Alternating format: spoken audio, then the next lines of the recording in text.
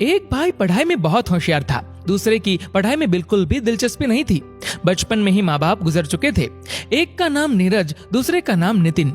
नीरज पढ़ लिख कर बड़ा आदमी बनना चाहता था, लेकिन शायद किस्मत साथ नहीं दे रही थी। अच्छी खासी डिग्री हासिल कर ली थी और दिमाग भी बहुत तेज था, लेकिन कहीं भी नौकरी नहीं मिली। नितिन ने स्कूल के बाद कॉलेज न जाते हुए नौकरी करनी शुरू कर दी थी।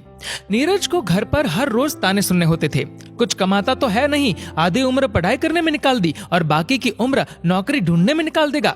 नीरज को बहुत दुख होता ये सब सुनकर, लेकिन कर भी क्या सकता था। एक दिन ऐसा आया कि नितिन ने हद पार कर दी।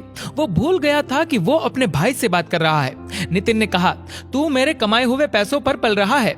मैं चाहूँ तो तुझे अभी इसी वक्त घर से निकाल सकता हूँ। भिखारी कहीं का। बोला था तुझे पढ़ाई छोड़ दे और नौकरी कर मेरे साथ, लेकिन नहीं सुनी मेरी बात। अब पूरे दिन घर पर बैठा रहता है। कुछ काम करने लायक भी नहीं है तू। थोड़ी बहुत शर्म बची है कि नहीं। नीरज का दिल टूट गया ये सोचकर कि ठीक है, बुरा वक्त चल रहा है, लेकिन एक भाई की ऐसी भाषा। बुरे वक्त में तो अपने साथ देते हैं, लेकिन यहाँ तो कुछ और ही चल रहा था। नीरज से अब बर्दाश्त नहीं हुआ और 2 जोड़ी कपड़े लेकर घर से निकलने का फैसला किया। इधर नितिन ने रोकने के बजाय जाते जाते भी सुना दिया कि निकल घर से, और इधर कभी फिर से पैर मत रखना। आंखों में आंसुओं के साथ चलते चलते नीरज दूसरे गांव जा पहुंचा। मंदिर में दर्शन किए और बाहर आया। उधर एक बूढ़ी महिला ने उसे थोड़ा खाना दे दिया। नीरज ने पूछा कि माँ जी, आपको कैसे पता मैं भूखा हूँ? बूढ़ी महिला बोली, बेटा मैं भी एक माँ हूँ और तू मेरे बेटे जैसा है। तेरा चेहरा देखकर ही समझ गई। नीरज ने अपनी कहानी उस महिला को सुनाई। महिला बोली, बेटा तू पढ़ा लिखा है ना, एक काम कर, हमारे गांव में शिक्षक नहीं है, तू इस गांव के बच्चों का गुरु बन जा। नीरज तो सोचने लगा कि भविष्य में नौकरी मिले न मिले, इधर कम से कम 2 वक्त की रोटी तो मिल ही जाएगी। गांव वालों ने पूरे सम्मान के साथ एक घर दिया और खाना तो बूढ़ी माँ ले आती थी। अब मन में वो भाव नहीं थे कि पैसे कमाकर जिस भाई ने घर से धक्का मारा है उस भाई को मुंह तोड़ जवाब देना है, लेकिन भाव ये थे कि अब सेवा करनी है और मेहनत करनी है। शिक्षक के तौर पर इतनी मेहनत की कि आसपास के शहर से बच्चे नीरज के पास पढ़ने के लिए आने लगे। शहर वाले अच्छी खासी ट्यूशन फीस दे देते थे। धीरे धीरे ये कारवा बढ़ता गया, फीस भी आती गई, बच्चे भी पढ़ लिख कर होशियार होते गए। आखिर वो दिन आ गया जिसका नीरज को इंतजार था। शहर से एक व्यक्ति मिलने आया और बहुत बड़ी जॉब ऑफर की। वो व्यक्ति बोला कि शहर में हमारी स्कूल है, क्या आप उस स्कूल के प्रिंसिपल बनना पसंद करेंगे? नीरज बहुत खुश हुआ, लेकिन 2 मिनट में ही मना कर दिया। उस व्यक्ति के होश उड़ गए। कारण पूछा तो नीरज ने कहा कि अब ये गांव ही मेरी दुनिया बन चुकी है और इस गांव को छोड़कर मैं कहीं नहीं जाऊंगा। वह व्यक्ति फिर से 7 दिन बाद मिलने आया तो नीरज ने बिना सुने ही कह दिया कि सर, आप इधर आने की तकलीफ बार बार क्यों कर रहे हैं? मैं आपके स्कूल का प्रिंसिपल नहीं बनना चाहता, मुझे माफ कीजिए। तो उस व्यक्ति ने कहा, सर आप हमारे स्कूल नहीं आना चाहते, कोई बात नहीं, लेकिन यदि स्कूल ही इधर आ जाए तो? नीरज निशब्द। कुछ देर बाद नीरज बोला कि सर, आपके कहने का अर्थ क्या है? तो उस व्यक्ति ने जवाब दिया कि मैंने आपके इस गांव में स्कूल खोलने का निर्णय किया है और निर्माण से लेकर हर चीज का खर्च मैं उठाऊंगा और वह स्कूल आपकी ही होगी।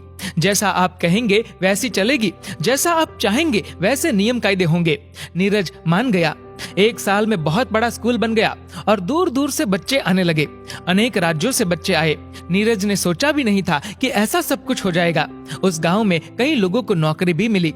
नौकरी की तलाश में कई लोग आसपास के गांव से आने लगे। नीरज सभी को कुछ न कुछ काम देने लगा। एक दिन एक गरीब व्यक्ति आया और स्कूल के मैनेजर से नौकरी के लिए बात की। नीरज उस वक्त कोई काम से बाहर गया हुआ था। मैनेजर ने उस व्यक्ति से बात की और सब जानकारी ले ली। ज्यादा पढ़ाई नहीं की हुई थी तो उसे क्लर्क की नौकरी दे दी।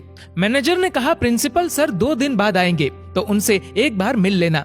ठीक 2 दिन बाद नीरज आ चुका था। क्लर्क प्रिंसिपल के ऑफिस में इंतजार कर रहा था और तभी नीरज आया। वो क्लर्क और कोई नहीं बल्कि उसी का भाई नितिन था। नितिन बोला, नीरज तू यहाँ क्या कर रहा है? अभी भी नौकरी के लिए धक्के खा रहा है क्या? देख, मैं तो इधर आया और एक झटके में नौकरी मिल गई। अभी प्रिंसिपल सर आएंगे और मेरी नौकरी पक्की हो जाएगी। तू ऐसे ही नौकरी के लिए इधर उधर भटकता रहेगा।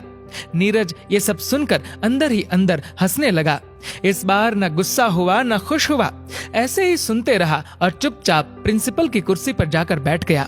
नितिन देखता रह गया। बोलने के लिए नितिन के पास एक शब्द नहीं। नीरज ने कहा, यदि तुम अपना अहंकार हमेशा के लिए छोड़ दोगे तो तुम्हें इधर नौकरी मिल जाएगी। नितिन ने पैरों में गिरकर माफी मांगी। तभी नीरज ने कहा कि तुमने पढ़ाई नहीं की इसलिए तुम क्लर्क बने, ऐसा मत सोचना। और यदि मैं कहूँ कि मैंने पढ़ाई की इसलिए मैं प्रिंसिपल बन गया तो ये भी गलत होगा, क्योंकि ये सब इतना मायने नहीं रखता। महत्वपूर्ण ये है कि तुम्हारा इरादा क्या है, तुम्हारी नीयत क्या है।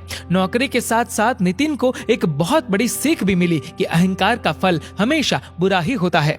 दोस्तों, इस वीडियो को लेकर आपकी क्या राय है नीचे कमेंट करके जरूर बताएगा। और अगर आपको ये वीडियो अच्छा लगा हो तो इस वीडियो को लाइक करेगा, शेयर करेगा ज्यादा से ज्यादा लोगों तक। और ऐसे ही और भी इंस्पिरेशनल वीडियोस के लिए सब्सक्राइब करें हमारे यूट्यूब चैनल को और फेसबुक पर फॉलो करें हमारे पेज को।